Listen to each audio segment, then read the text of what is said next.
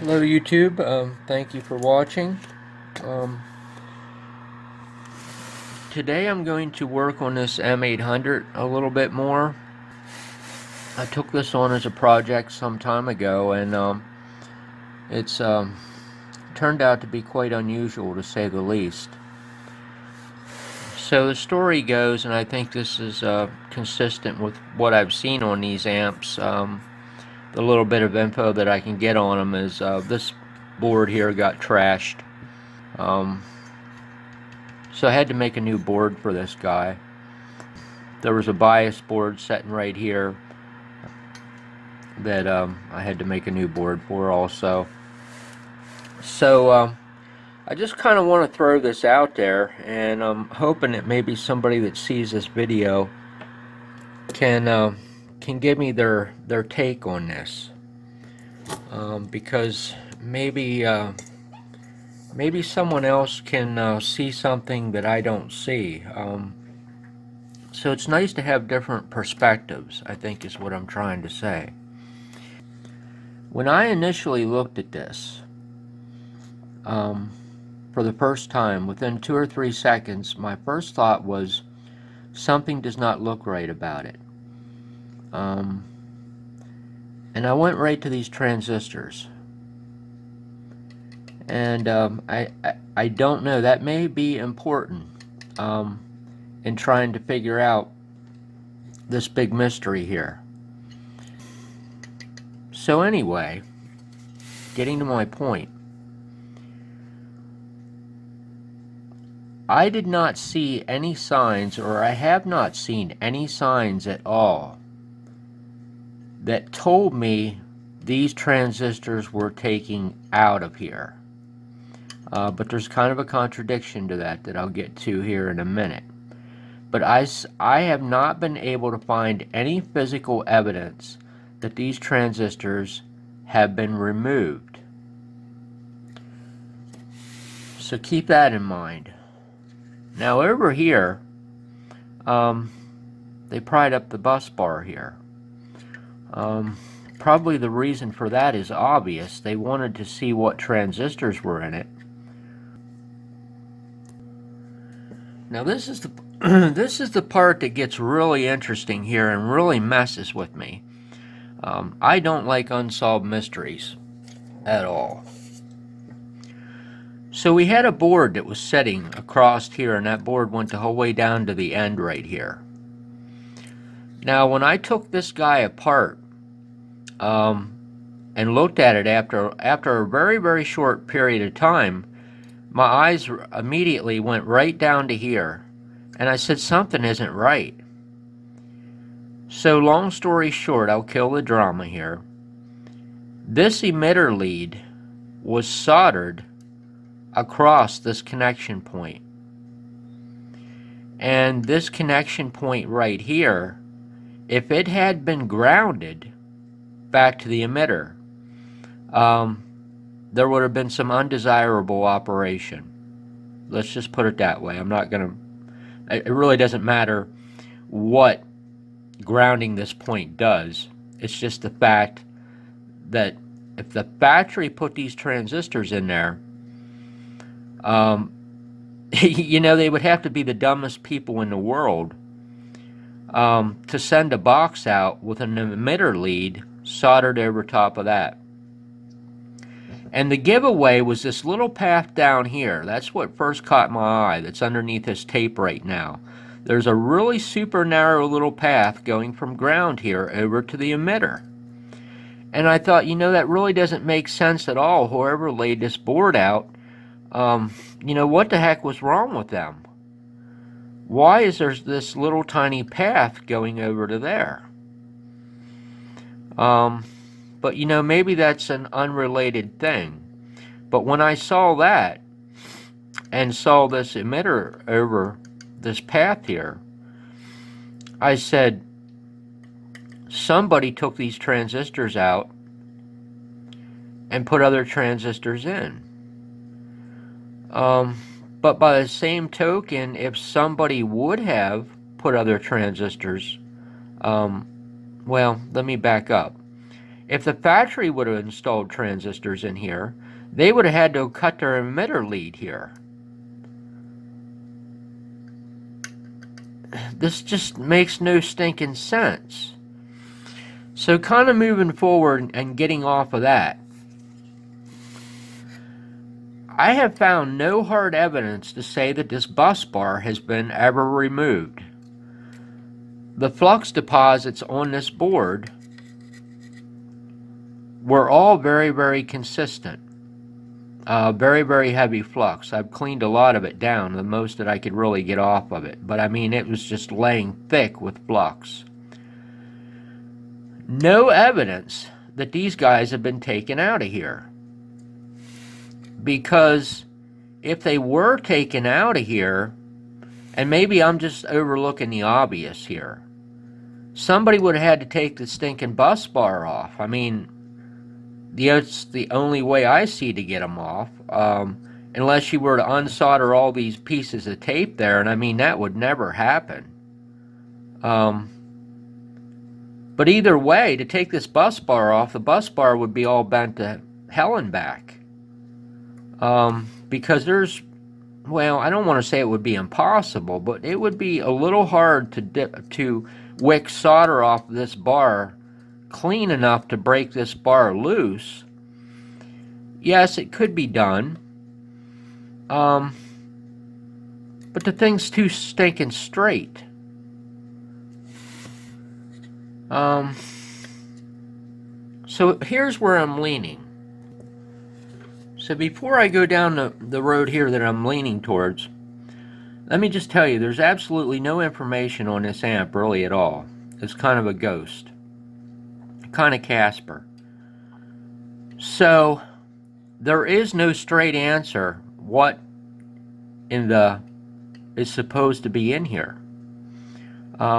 Depending upon who you talk to, you could get any number of like 4 or 5 different answers. So keep that in mind. So I think the next pertinent question is, somebody would say, well, does this box work? Did it work? Well, you know, work is kind of a vague term. Yes, something came out of it, but I didn't test this box myself. It was not powered up here by me, so I can't answer the question, you know, was it working right? And I guess it really doesn't matter if it was working right or not,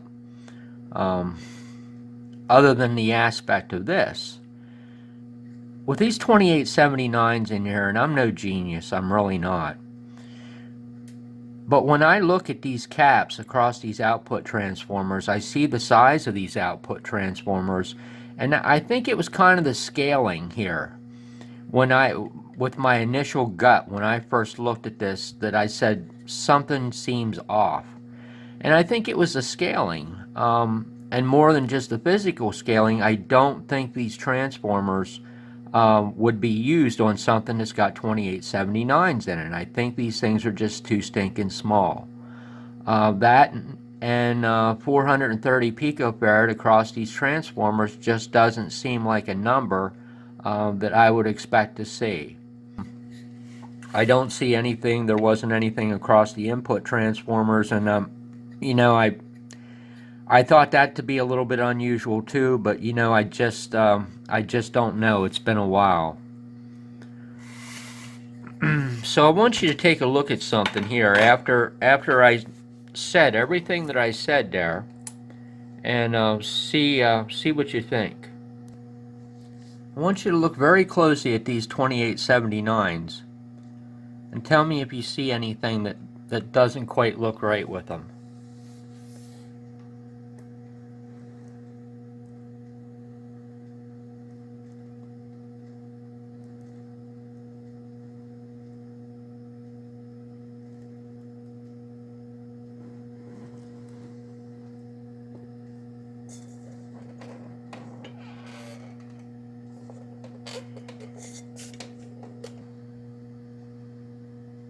What do you think? Personally, I hate I hate to speculate on this because I'm in a little bit of uncharted territory. But I've seen a few 2879s in my time. It's been a while. Now, before I go down this road, I just want to tell you I'm not one of those people that are stuck on 2879s. I know a lot of people just seem to be stuck with this real and fake crap that we deal with today, and people mourning the loss of the 2879s and all this other stuff. Some people more than others. Frankly, I really don't care. 2879 or not. All I care is, do the stinking transistors work? I don't care who made them. I honestly don't. So I don't get hung up in that. But I do get hung up when something says 2879 on it, and in my opinion, I see glue on these transistors that don't match anything I've ever seen. I remember maybe white. I also remember maybe orange, but I don't remember anything like this. And it's all very, very super consistent. It's not to the point at which I would call it excessive, but it's just enough to make me wonder. Maybe to some, I know there's people out there that are super skilled on these transistors, and they might look at this right away and say, yeah, something is not right. So I might be a little slow on this, but to me something doesn't look right. But it looks to me like somebody glued these caps on these transistors is really what it looks like.